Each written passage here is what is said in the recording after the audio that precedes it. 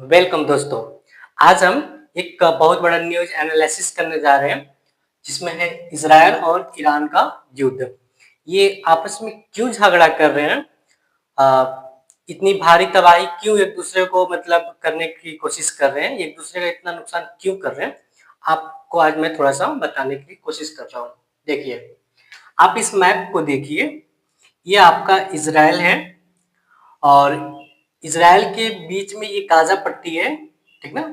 इतनी सी गाजा पट्टी है, इधर भूमध्य सागर है, ठीक, और इधर लाल सागर है, और ये इधर अरब सागर है। ये आपका भारत, अपना भारत है, ये पाकिस्तान है, यहाँ ईरान है। ईरान और ये इजराइल, इसके बीच में देखिए जॉर्डन देश है, ये इराक है, उसके बाद यहाँ पे ईरान है, यहाँ पे सऊदी अरब है, ये यमन है, ये ओमान है, ठीक ना, और यहाँ पे मिस्र है। अब जरा देखते हैं कि ये झगड़ा स्टार्ट कहाँ से हुआ। तो सबसे पहले आप इस तारीख को देखिए, 7 अक्टूबर 2023। 7 अक्टूबर 2023 को क्या हुआ था, क्या हुआ था ऐसा।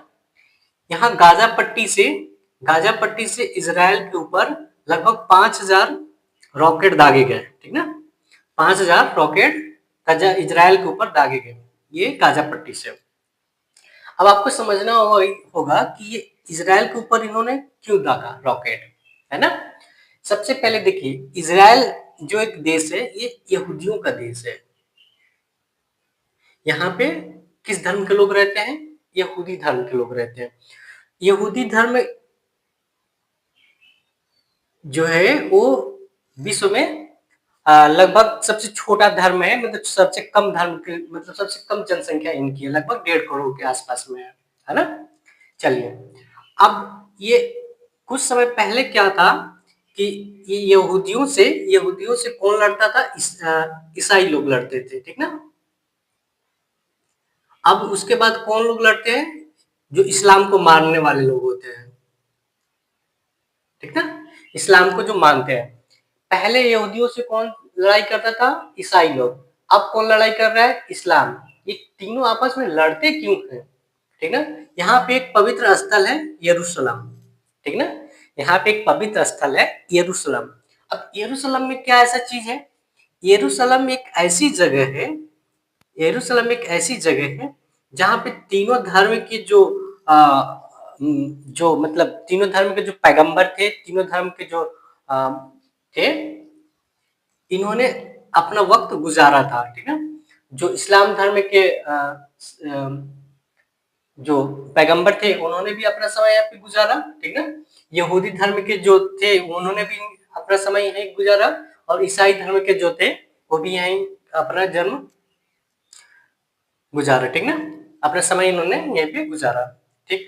तो यरूशलेम को लेके ये तीनों आपस में झगड़ा करते रहते हैं, ठीक ना। सबसे ज्यादा झगड़ा बस इसी बात का होता है कि यरूशलेम को लेकर।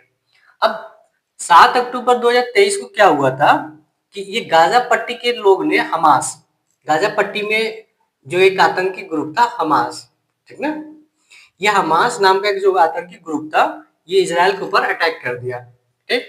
तो जब इजराइल ने पलटवार किया गाजा के ऊपर, ठीक है, तो हमास को इतनी बुरी तरीके से तोड़ा, इतनी बड़ी बुरी तरीके से, मतलब बहुत बुरी तरीके से हमास को तोड़ा, ठीक है, इसकी कमर टूट गई। उसके बाद ये लेबनान कूद पड़ा।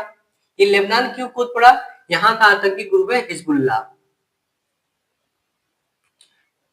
यहाँ का आतंकी ग्रुप है हिजबुल्ला, ठीक ना। ये आतंकी ग्रुप लेबनान का, ठीक ना, ये कूद पड़ा। अब ये क्यों कूद पड़ा?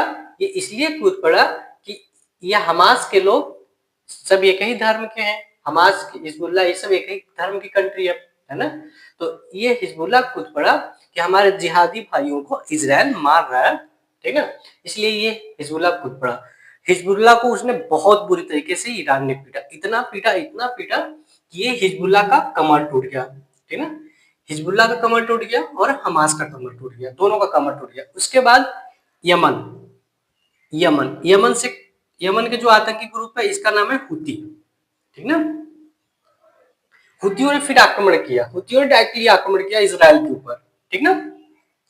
फिर इजराइल ने क्या किया? हुतियों को भी बुरी तरीके से पीट दिया।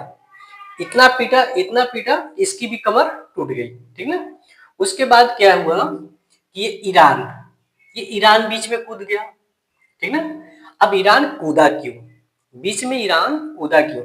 ईरान का सबसे पहले आप पावर समझिए, ईरान करता क्या है, ये हिजबुल्ला इसी का ग्रुप है, हमास इसी का पाला हुआ आतंकी ग्रुप है, हुती इसी का सपोर्ट ग्रुप है, ठीक ना। ईरान जो है सबको सपोर्ट करता है, ठीक। और ये आतंक फैलाने की कोशिश करता है ईरान, ठीक है। ईरान के पास कोई भी परमाणु शक्ति नहीं, ईरान के पास इतनी क्षमता नहीं है कि वो एयरफोर्स भेज के यहाँ पे हमला करे, ऐसी कोई भी नहीं है। ईरान का सबसे बड़ा जो पावर है ये आतंकी ग्रुप है, ठीक है।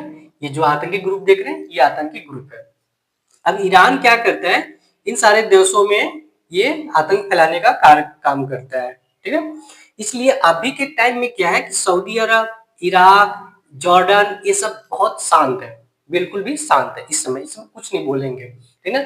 अब ईरान क्या चिल्ला रहा है कि सभी हम लोग एक धर्म के लोग हैं, हम लोग को एक होना चाहिए, ठीक है। लेकिन ये लोग एक नहीं होंगे क्योंकि ये मन ही मन में बहुत खुश हैं, क्योंकि इसी ईरान ने ही तो आज सऊदी अरब को परेशान करके रखा है, इराक को, जॉर्डन को, सबको परेशान करके रखा है ना। अब देखिए इजराइल का जो बेस्ट पावर है वो क्या है, मोसाद। ये मोसाद क्या चीज है, इजराइल का एक खुफिया विभाग है, मोसाद इजराइल का खुफिया विभाग है। ये इतनी सतर्कता से काम करता है, इतनी मतलब एक्यूरेसी के साथ काम करता है कि ईरान में इसका वैज्ञानिक किस बिल्डिंग में और किस कमरा में कहाँ पे सोया है, ये सब कुछ मोसाद को पता है, सब कुछ पता है। इसी के लिए आप देखे होंगे 2 दिन पहले इजराइल ने बिल्कुल सटीक तरीके से बिल्डिंग के अंदर जिस फ्लोर पे उसने सोया उस फ्लोर में घुस के उसके इजराइल के मिसाइल ने अटैक किया, ठीक है। आप सोच सकते हैं कि हमास कहां कहां तक पहुंचा है, कितना अंदर तक पहुंच गया है इस ईरान के, ठीक है। तो आज मैंने आपको थोड़ी सी समझाने की कोशिश की ये झगड़ा क्यों स्टार्ट हो रहा है ना। और इजराइल का पावर क्या है, मोसाद, और ईरान का पावर क्या है, ये आतंकी ग्रुप। लेकिन ईरान जो है इस समय कमजोर है, क्यों कमजोर है, क्योंकि ये हूती ग्रुप ठंडा कर दिया, इधर हमास को भी ठंडा कर दिया, लेबनान को भी ठंडा कर दिया, ठीक है। और ये सीरिया वगैरह कोई कुछ नहीं बोलेगा, क्यों, क्योंकि सीरिया में अमेरिका के एयरबेस है, जॉर्डन में है, इराक में है, ठीक ना, अमेरिका के सैनिक लोग हैं। अब अमेरिका के जो ट्रम्प साहब हैं ईरान को पहले ही धमकी दे चुके हैं कि अगर अगर तुमने मेरे एयरबेस को छुआ, मेरे किसी भी सैनिक को छुआ, कुछ भी मेरे को छुआ, तो फिर हम डायरेक्टली आपको टारगेट करेंगे। अब ईरान को लोग टारगेट क्यों कर रहे हैं, ईरान को इतना टारगेट लोग क्यों कर रहे हैं, ईरान को टारगेट इसलिए किया जा रहा है कि ईरान सोच रहा है कि मैं परमाणु बम बनाऊं, है ना।